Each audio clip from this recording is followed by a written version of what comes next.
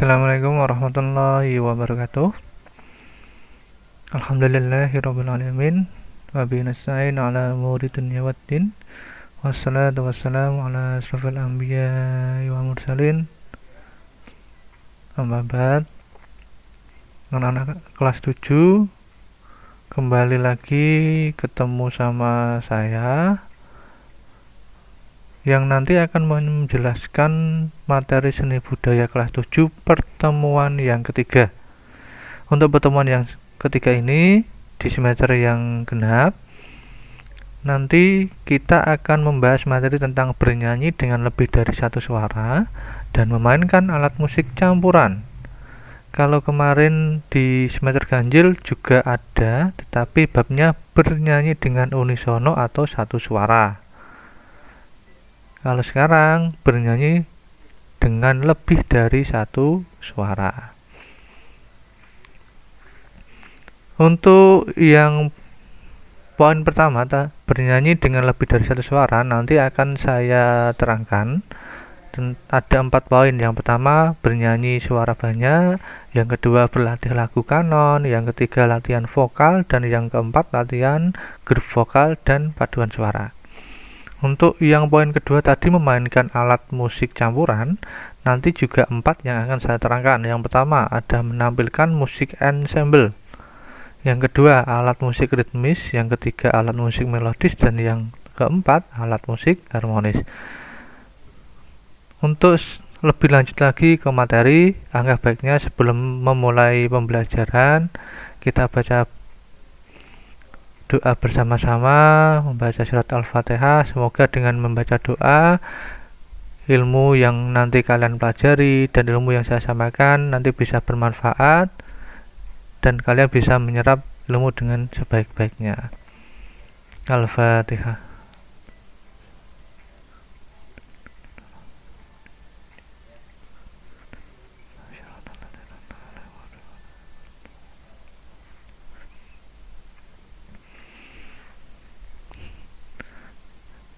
Baik, untuk yang poin pertama tadi, bernyanyi dengan suara banyak.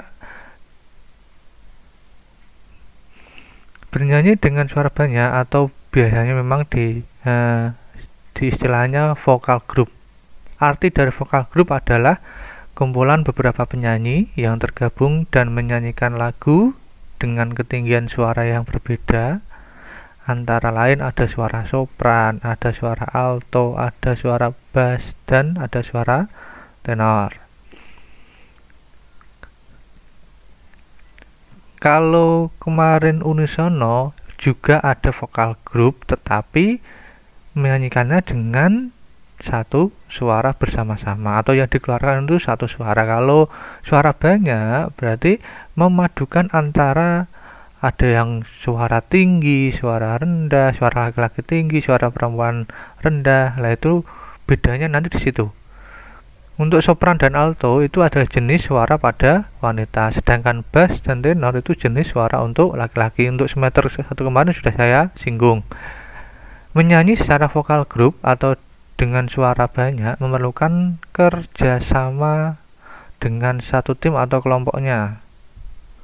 Jadi tidak boleh menonjolkan diri sendiri dalam kelompoknya, karena di sini itu namanya vokal group atau menyanyi secara bersama-sama dan dengan suara yang bervariasi. Jadi nanti kalau ada yang menonjolkan diri, secara otomatis nanti rasa kerjasama tim itu hilang atau tidak ada. Jadi kunci penting yang sangat penting dalam bernyanyi vokal group adalah kekompakan timnya atau kelompoknya, bertanggung jawab dengan tugasnya, dan yang ketiga peduli dengan kelompoknya. Vokal group itu biasanya terdiri dari 2 sampai dengan 12 orang yang menyanyikan dengan lebih dari satu suara. Ada beberapa teknik bernyanyi dengan suara banyak. Yang pertama, bernyanyi dengan teknik akapela. Akapela adalah bernyanyi dengan banyak suara tetapi tanpa iringan instrumen musik. Jadi inti dari akapela atau teknik akapela adalah ada vokal atau grup bernyanyi tetapi tidak diiringi dengan musik. Tidak ada gitar, tidak ada drum, tidak ada bass. Nah, intinya tidak diiringi dengan alat musik atau tidak dibantu dengan alat musik. Jadi bernyanyi dalam secara akapela itu ada yang bertugas menjadi vokal melodis, vokal ritmis, vokal harmonis.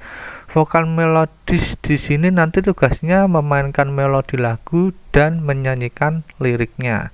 Vokal ritmis dan harmonis bertugas memainkan irama lagu. Jadi contoh vokal nada ritmis dan harmonis itu ada kelompok atau grup akapela, ada yang membunyikan bunyi seperti bunyi drum, tamborin atau gendang ataupun suling.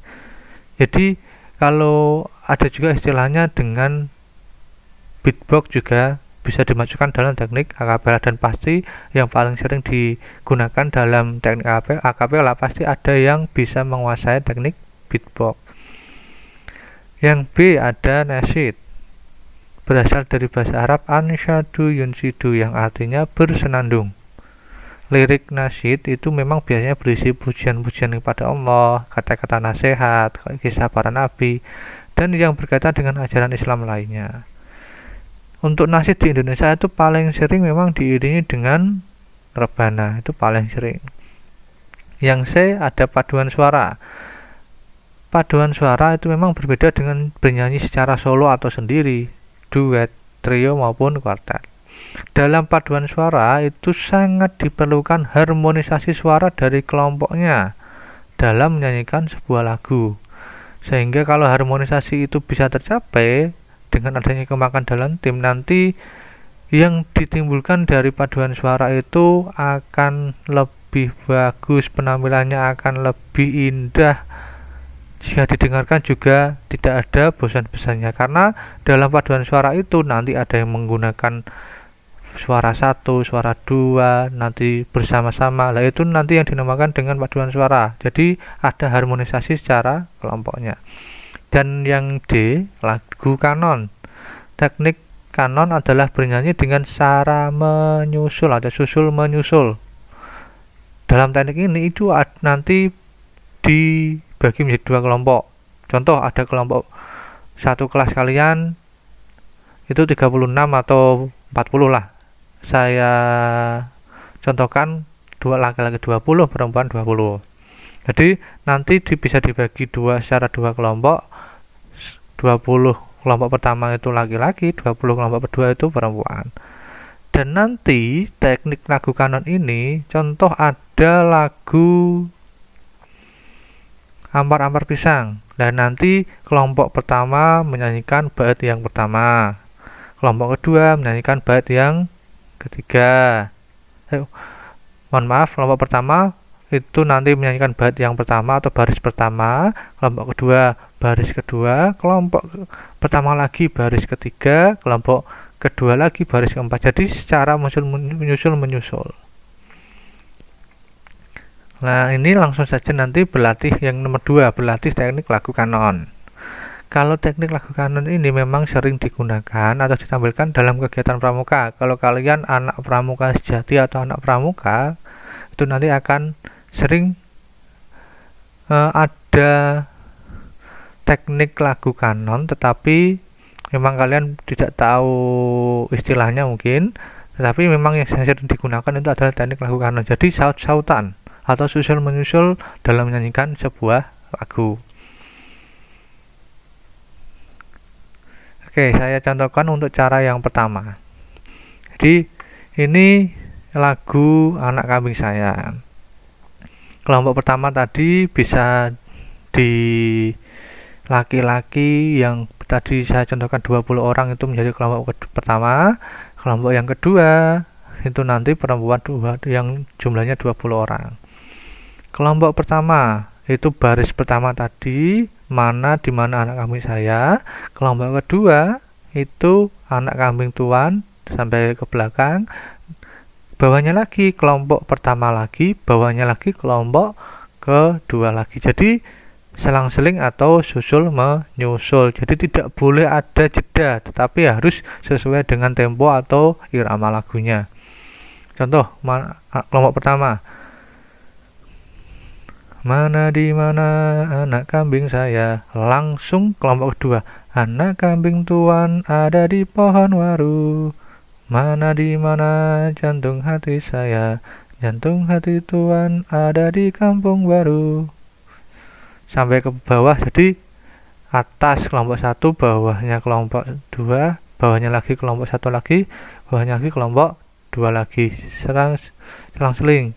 Untuk cara kedua masih sama caranya, jadi 2 kelompok, baris pertama kelompok 1, baris kedua kelompok kedua.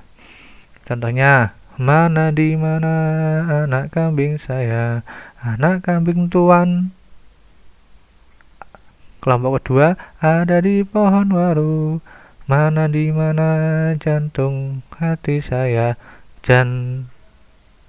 Kelompok pertama lagi, tung hati tuan ada di kampung baru. Caca marica hehe, caca marica hehe, caca marica ada di kampung baru. Caca marica hehe, caca marica hehe, caca marica ada di kampung baru.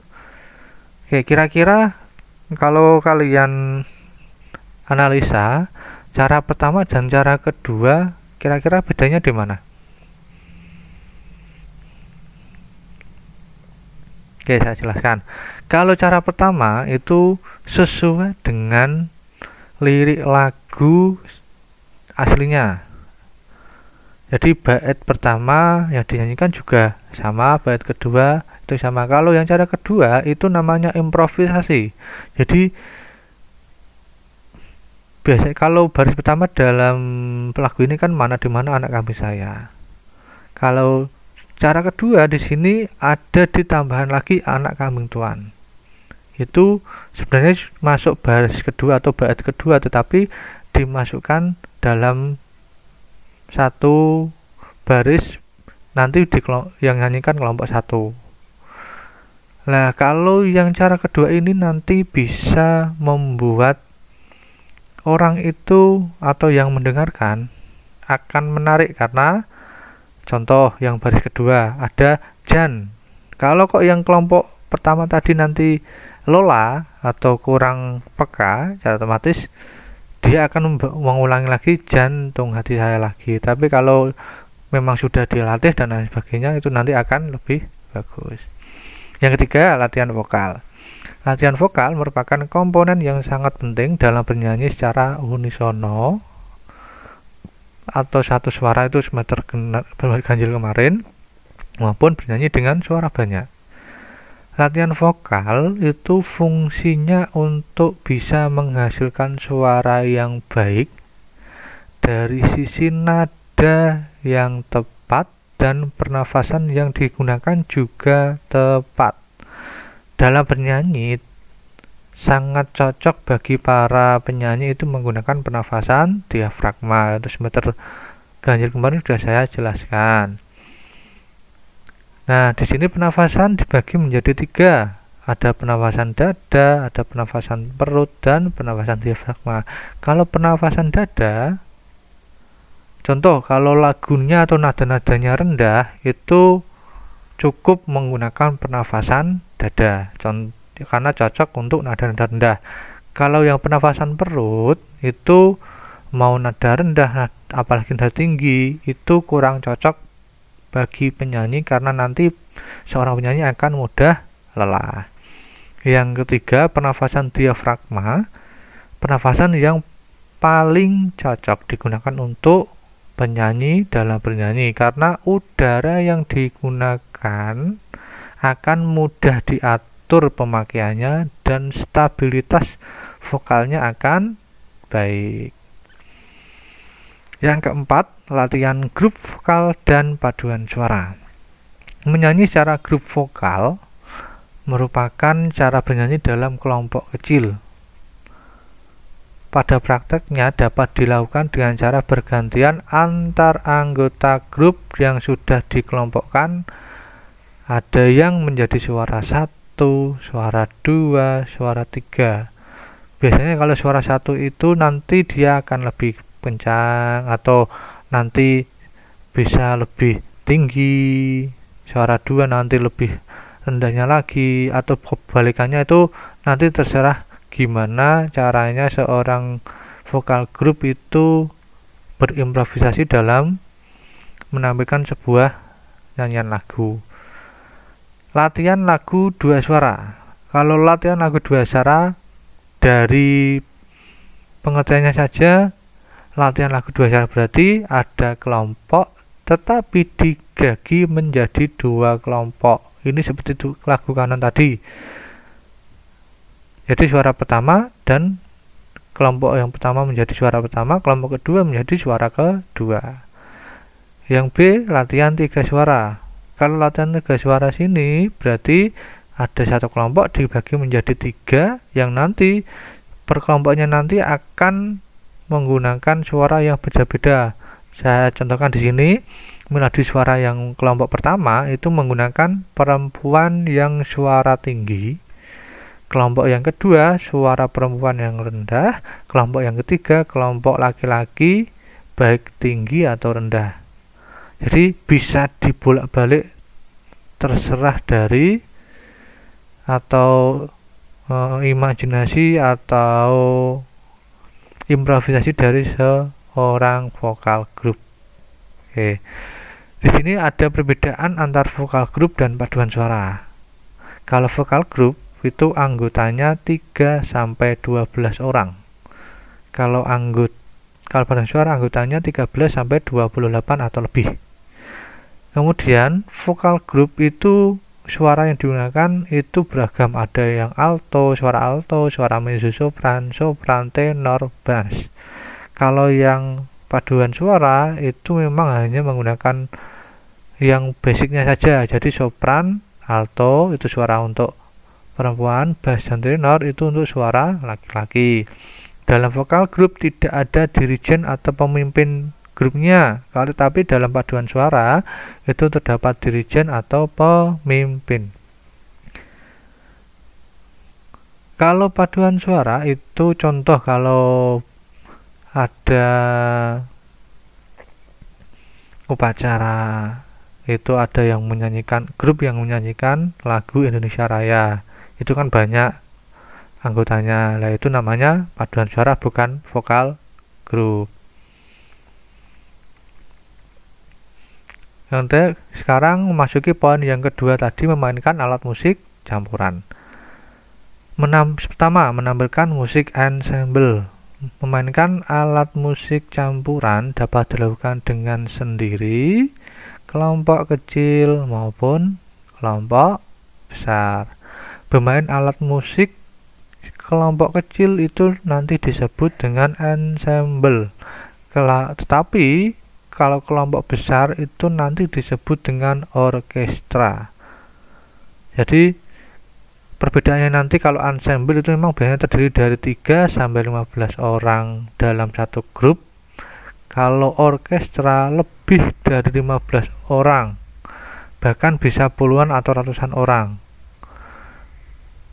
Nah, nanti kalau orkestra itu nanti tingkat kesusahan atau tingkat konsentrasi yang digunakan akan lebih tinggi lagi, karena orkestra itu saking banyaknya pemainnya. Contoh ya, contoh kalau orkestra ada yang menggunakan gitar jumlahnya 3 atau 4, ada yang menggunakan bass betot berapa jumlahnya, ada yang menggunakan saksofon berapa jumlahnya. Jadi ya nanti akan menimbulkan atau untuk mencapai sebuah harmonisasi yang bagus dalam orkestra itu dibutuhkan latihan secara sungguh-sungguh dan terus-menerus. Harus ada kekompakan satu sama lain, harus ada mengerti tugasnya masing-masing, dan tidak melanggar dari apa yang disampaikan atau apa yang dipimpin oleh seorang memimpin orkestra. Jadi dalam orkestra itu ada pemimpinnya, itu nanti yang akan mengarahkan musik mana dulu yang nanti akan berbunyi, dimainkan, musik mana nanti akan dimainkan. Nah, itu namanya orkestra. Ensemble campuran merupakan permainan alat musik dari berbagai jenis yang dimainkan oleh beberapa pemain. Contoh alat-alat musik petik, contoh gitar. Terus apa lagi anak-anak? Sasando itu juga petik. Kemudian alat musik tiup, ada suling, ada saksofon, ada pianika. Alat musik gesek, ada biola, perkusi itu banyak, ada drum, ada tamborin dan sebagainya. Alat musik yang dimainkan dengan ensemble memiliki fungsi masing-masing. Fungsi ada yang berfungsi sebagai melodi lagu, ada yang menjadi pengiring irama atau ritme, dan ada yang menjadi pengiring irama sekaligus melodi lagu yang dinamakan dengan harmonis. Alat musik juga bisa dimodifikasi sendiri sesuai dengan kreativitas kelompok masing-masing. Contoh, bisa dari drum terbuat dari kayu nanti, atau namanya kalau di sini dinamakan kajon, atau bisa drum menggunakan galon, atau gelas yang diisi air, yang airnya itu masing-masing gelas nanti akan berbeda, itu nanti bisa menggantikan piano, dan masih banyak lainnya sesuai kreativitas kelompok masing-masing. Yang kedua, alat musik ritmis berfungsi untuk mengatur irama dan mengiringi melodi lagu. Alat musik ritmis biasanya yang menjadi patokan irama dari sebuah lagu. Alat musik ritmis, kalau contoh alat musik tradisional seperti ketipung, gendang, beduk, lesung, tifa, ketuk, dan masih banyak lagi. Kalau alat musik modern, contoh drum, maracas, tamborin, triangle, bongo. Kalau gambar di bawah yang ada huruf Papuanya itu, ada kalimat Papua, itu namanya tifa karena memang itu berasal dari daerah Papua. Yang sampingnya yang warna putih itu namanya bongo. Itu termasuk alat musik ritmis. Memang kebanyakan kalau alat musik ritmis itu dimainkannya dengan cara dipukul atau ditepuk. Yang ketiga, alat musik melodis berfungsi untuk memainkan melodi dalam sebuah lagu. Alat musik melodis itu memiliki nada semuanya. Kalau alat musik ritmis di atas itu ada yang memiliki nada dan ada yang tidak memiliki nada. Kalau alat musik melodis pasti dalam setiap alat musiknya itu memiliki nada semuanya. Alat musik melodis tradisional seperti saron, rebab, sape, dan macam-macam alat tiup daerah lainnya. Kalau modern seperti recorder, pianika, saksofon, trompet, dan biola. Kalau yang gambar yang bawah atau gambar yang kanan itu namanya sape. Kalau yang warna putih itu namanya recorder. Yang keempat, alat musik harmonis berfungsi untuk memainkan melodi lagu sekaligus mengatur irama lagu. Alat musik ini banyak ragamnya, ada yang bersumber dari dawei atau bisa dikatakan senar, dan ada yang dari elektronik atau ada yang menggunakan mesin dan sebagainya. Alat musik harmonis menjadi alat musik pokok atau utama dalam musik ensemble atau orkestra. Kenapa menjadi alat musik pokok? Karena dalam alat musik melodis itu bisa memainkan melodi sekaligus mengatur irama dari sebuah lagu. Akan tetapi alat musik harmonis ini bisa dimainkan secara sendiri. karena fungsinya bisa mengatur melodi lagu dan irama lagu. Kan sekarang banyak sih di YouTube itu ada penyanyi yang sering mengcover atau pengamen yang sering mengcover hanya menggunakan gitar akustik saja. Kemudian alat musik harmonis yang paling banyak digunakan seperti gitar maupun keyboard. Kalau gitar itu nanti memiliki chord atau kunci dari setiap tangga nadanya. Jadi dalam gitar itu nanti ada dua jenis, elektrik maupun gitar akustik. Sesama gitar itu nanti memiliki 6 dawai atau 6 senar dan cara mainkannya dipetik. Untuk susunan nada dasar natural dalam gitar akan sesuai dengan susunan akor antara lain tingkat 1, C, E, G disebut tonika atau biasanya diberi nama C mayor. Tingkat 2, D, F, A.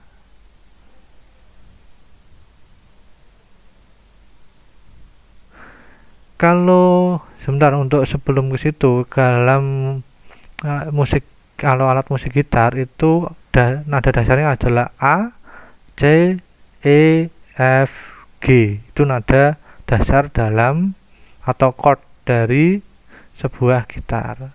Kalau ini tingkat 1 sampai tingkat 7 itu perkembangannya ada C mayor, D minor, E minor, F mayor, G mayor, A minor, dan B dim.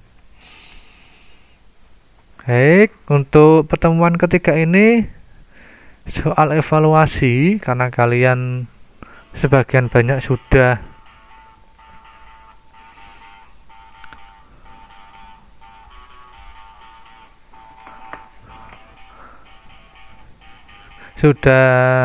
mendapatkan LKS, silakan kerjakan uji kompetensi halaman 26 nomor 1 sampai 10. Nah, untuk mengakhiri pembelajaran pada pertemuan ketiga ini, tetap kalian semangat dalam belajar, jaga kesehatan kalian, jangan sering untuk begadang, apalagi begadangnya untuk hanya sekedar main game. Jangan. Saya tahu kalian itu sering lah main game, apalagi game yang namanya FF. Saya juga paham karena banyak anak didik saya itu yang memainkan game itu. Jangan terlalu over dalam memainkan game tersebut. Dan yang kedua, pesan saya, kalian sudah mendapatkan LKS. Jadi ketika kalian mendapatkan link dari wali kelas masing-masing, silahkan kalian juga buka LKS kalian, dibaca LKS kalian, kemudian dikerjakan soal evaluasi dengan sungguh-sungguh. Banyak dari kalian ketika mendapatkan link langsung membuka Google Form, hanya tinggal klik, nanti nilainya sangat sedikit. Ada yang 0, ada yang 20, ada yang 25. Lah itu nanti dari nilai PJJ semua ini itu nanti akan dimasukkan ke dalam rapot kalian. Jadi jangan menyepelekan. Untuk pertemuan yang ketiga ini saya akhiri. Apabila ada kata-kata yang kurang pas di hati kalian semua, saya minta maaf. Assalamualaikum warahmatullahi wabarakatuh.